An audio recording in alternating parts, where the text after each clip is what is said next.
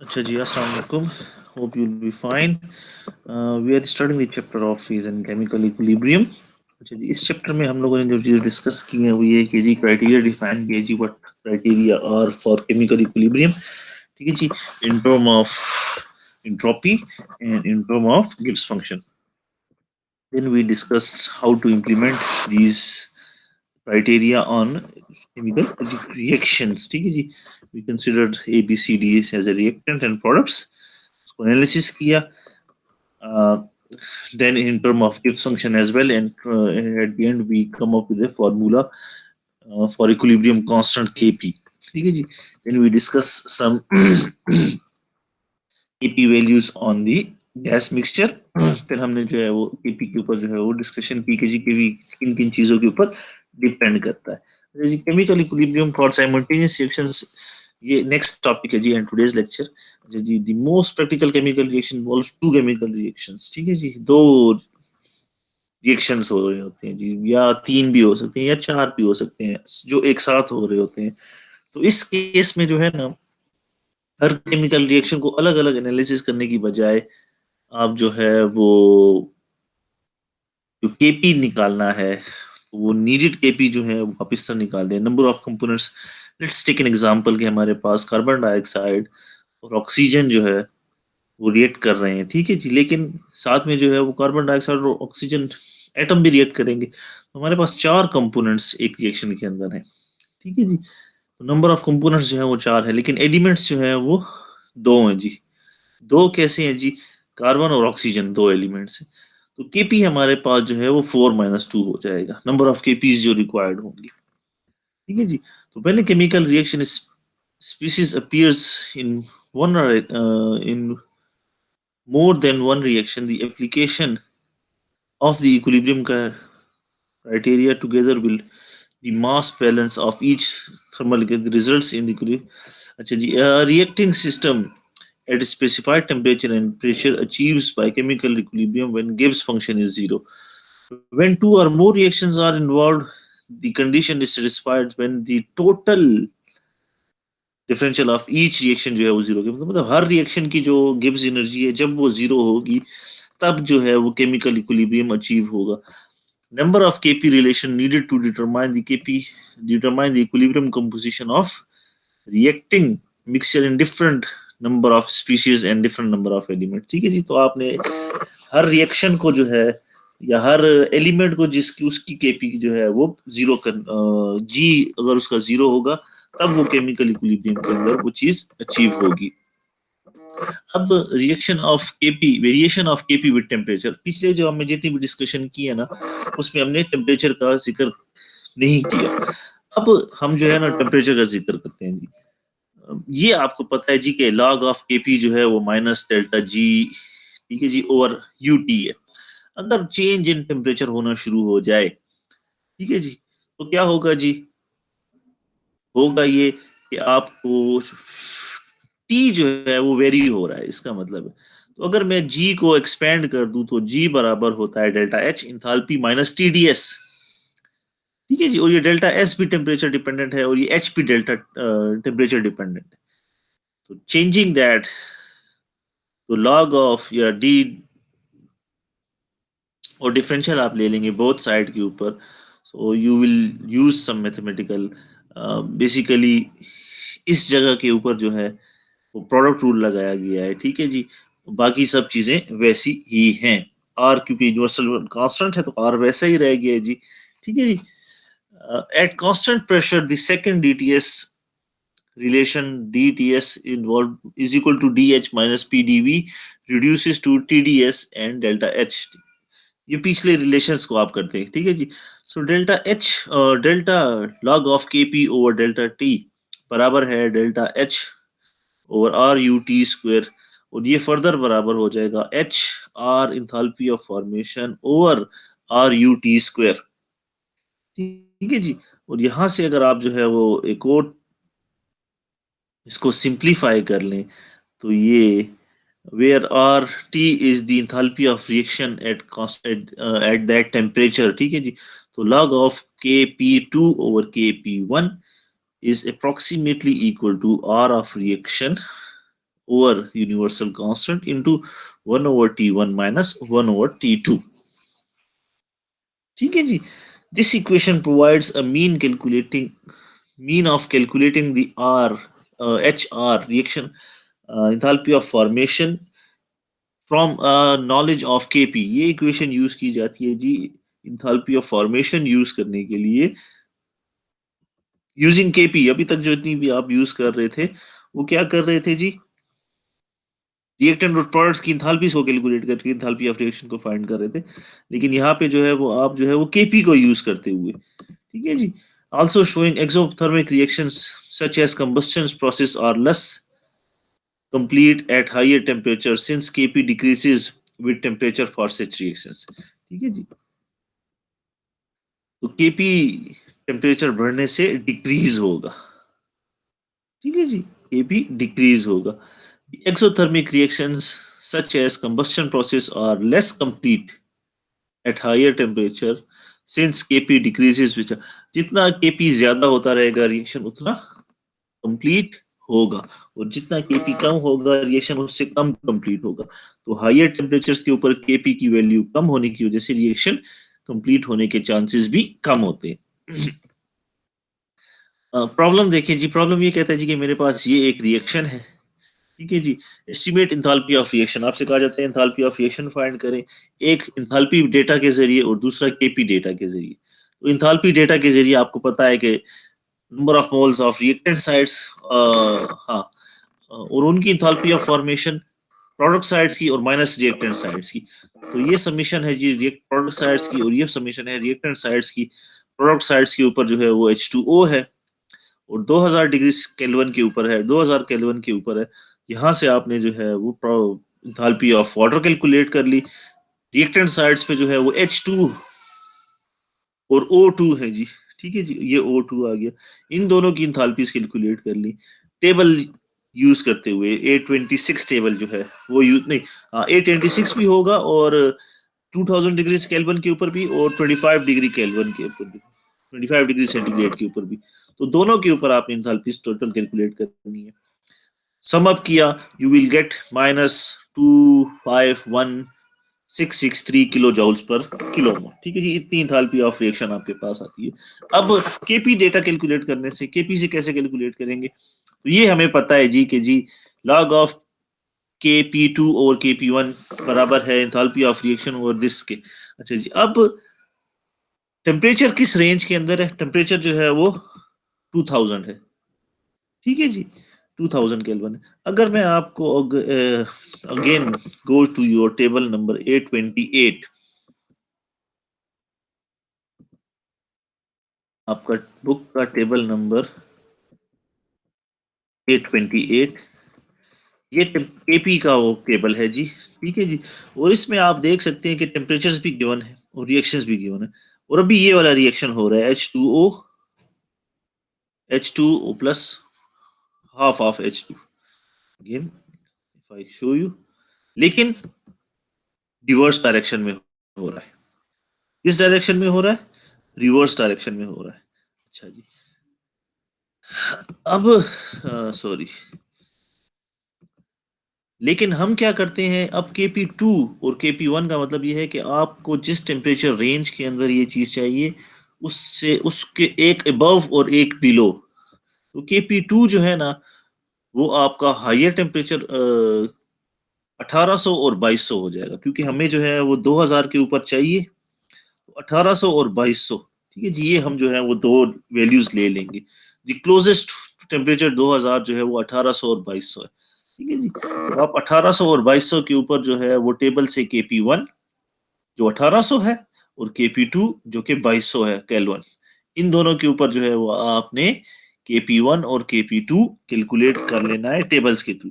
अब कैसे करना है जी, ये आपके पास Kp1 1800 है और इसके ऊपर जो वैल्यू है वो ये है, अगर आप देख लें -9.8 समथिंग. ठीक है जी. लेकिन ये रिवर्स डायरेक्शन में है. ठीक है जी. तो इसका मतलब है कि आप जो भी Kp लेंगे उसका 1 ओवर लेंगे. ठीक है जी. वो रूल्स जो हमने Kp के लिए डिफाइन किए थे. सिमिलरली 2200 के लिए जो भी है उसकी वैल्यू को भी वन ओवर करना पड़ेगा, तो आपके पास ये दो वैल्यूज आ जाएंगी. Put the values in the equation and you will get 215,698 and you will see both the values are very much close to each other. तो दोनों रिलेशनशिप यूज किए जा सकते हैं for finding enthalpy of reaction. और ये 1800 और ये 2200, ये टेम्परेचर डिफरेंस जितना कम होगा इनके दरमियान, उतने रिजल्ट जो है वो ज्यादा एक्यूरेट आएंगे. Next topic will study will be the phase equilibrium. अच्छा जी, अब केमिकल इक्विलिब्रियम का टॉपिक यहाँ पे हम फाइंड अप करते हैं जी. There is a driving force between the two phases of a substance that force the mass to transfer from one phase to another. अच्छा जी, phase equilibrium का मतलब ये है जी कि जी हमारे पास तीन किस्म के फेजेस हैं, लिक्विड, गैस और solid.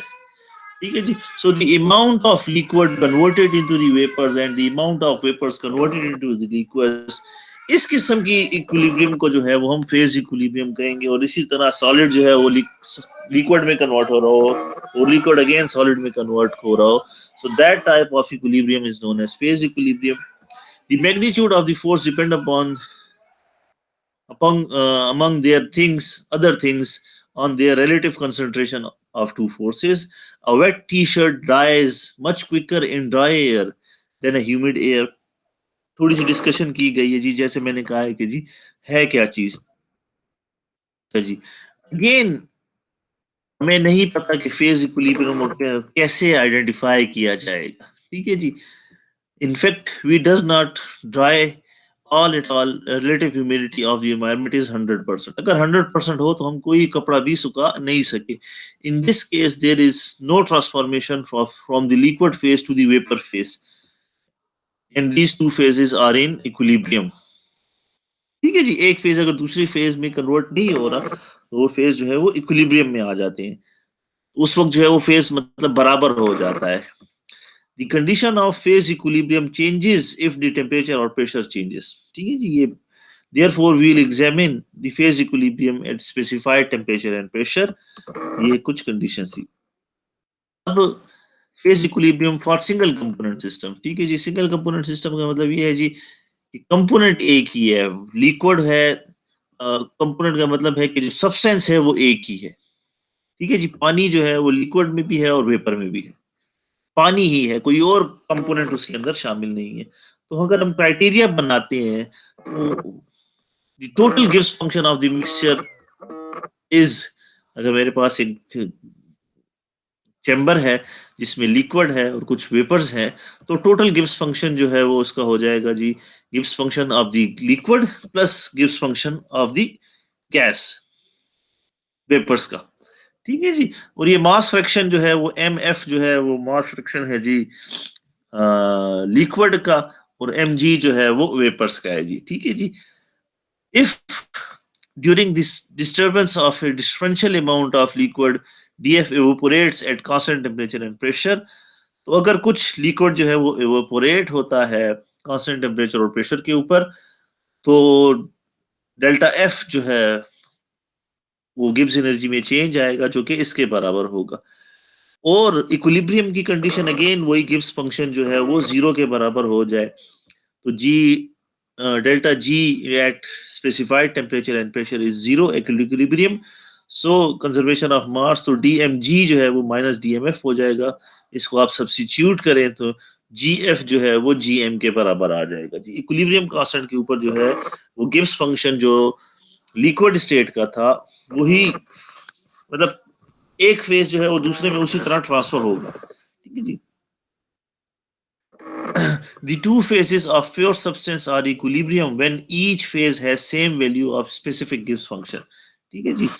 At triple point, the specific Gibbs function of all the three phases are equal to each other. ठीक है जी. ये बड़ी कॉमन सी बात, मतलब अच्छी बात है, आप लोग देख लें टेबल्स के अंदर. The Gibbs function, the Gibbs function difference is the driving force for a phase change. अच्छा, अब फेज रूल ये कहता है जी, if a single component two phase system has one independent property which may be taken to be the temperature or pressure. ठीक है जी. In general, the number of independent variables associated with a multi-component, multi-phase system is given by Gibbs phase rule. IV is equal to C minus PH plus 2. IV जो है वो number of independent variables हैं, C जो है वो number of components हैं, और PH जो है वो फेजेस प्रेजेंटेड एट इनइक्विलिब्रियम है जी। ठीक है जी। तो अगर ट्रिपल पॉइंट की बात की जाए तो ट्रिपल पॉइंट के ऊपर क्या होता है जी, तीनों फेज होते हैं। ठीक है जी। तो पीएच जो है वो 3 हो जाता है। सी नंबर ऑफ कंपोनेंट्स पानी की अगर बात की जाए तो 1 हो गया, और वहां पे आई वी क्या है जी, इंडिपेंडेंट वेरिएबल्स। ठीक है जी। तो आई वी जो है वो ट्रिपल पॉइंट के ऊपर 0 होगा, हो जाएगा। ठीक है जी। तो 1 -3 +2 इज 0। ठीक है जी। तो ये एक जस्टिफिकेशन है या एक बड़ी कॉमन सी प्रॉब्लम सी या एक स्टेटमेंट है जी। Based on this rule, two independent intensive properties needed to be specified to fix the equilibrium state of a pure substance in a single phase. ठीक है जी। अगेन प्रॉब्लम देख लें जी। Show that a mixture of saturated liquid and saturated water vapor at 120 degrees centigrade satisfy the criteria for phase equilibrium। ठीक है जी। 120 degree centigrade के ऊपर saturated liquid और saturated vapour जो है, ठीक है जी, क्राइटेरिया लगाएं, ये जो है वो फेज इक्विलिब्रियम के अंदर है। Show that mixture of saturated liquid water and saturated water vapor at 120 degree centigrade satisfy the criteria of phase equilibrium। ठीक है जी। It is shown, अच्छा problem, that saturated mixture satisfy the criteria for phase equilibrium। जी जी, properties of saturated water at 120 degree centigrade, तो HF is this much, SF is this much, HG gas के लिए इतना है, SG इतना है जी। तो हमें पता है जी कि जी गैस की गिब्स फंक्शन जो है वो HF minus T H S, यहां से आप निकाल लेंगे, और एच जी जो कि लिक्विड की हो, गैस ये लिक्विड वाटर की थी, और ये गैस के लिए जो है, and you will see that both the Gibbs functions are identical. ठीक है जी। तो यहाँ इस टेम्परेचर के ऊपर दोनों की गिब्स फंक्शन बराबर है। The two results are in close arrangement, they would match exactly if more accurate property data were used, therefore the criteria of phase equilibrium is satisfied। ठीक है जी। Again going to your book।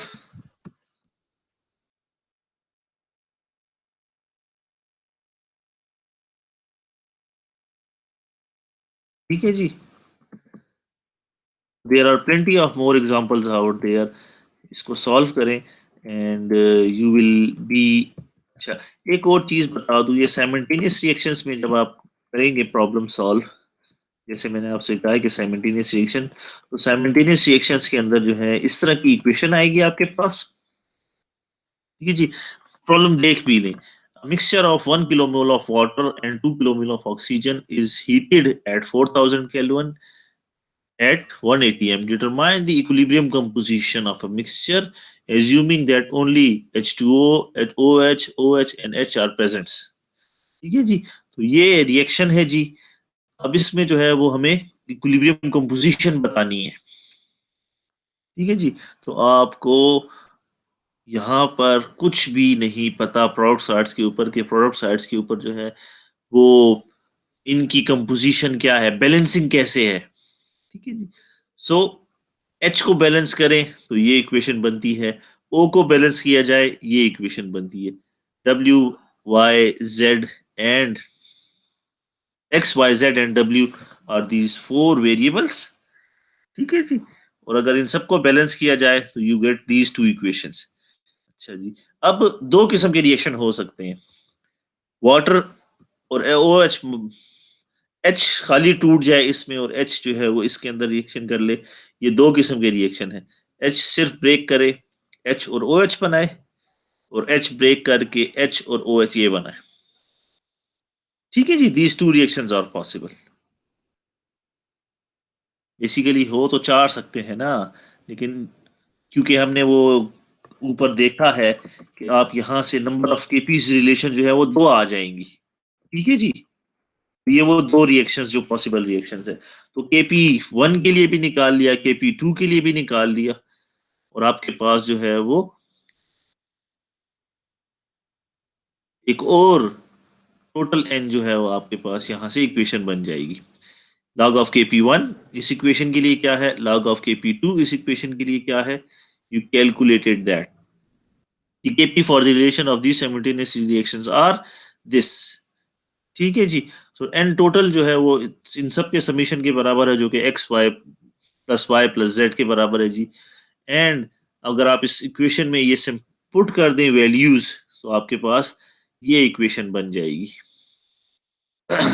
ठीक है जी। इसमें जो है ये values put करनी है इस इक्वेशन के अंदर, वैल्यूज पुट की हैं जी मोल फ्रैक्शंस की X Y Z in term of X Y Z. तो you will get four equations, four unknown, putting simultaneously solve करेंगे और आपके पास चार अननोन्स आ जाएंगे। ठीक है जी। तो चारों की जो है वो आपके पास जो है वो मोल फ्रैक्शन कितनी कितनी की कितनी है, right. These kinds of problems can also be solved.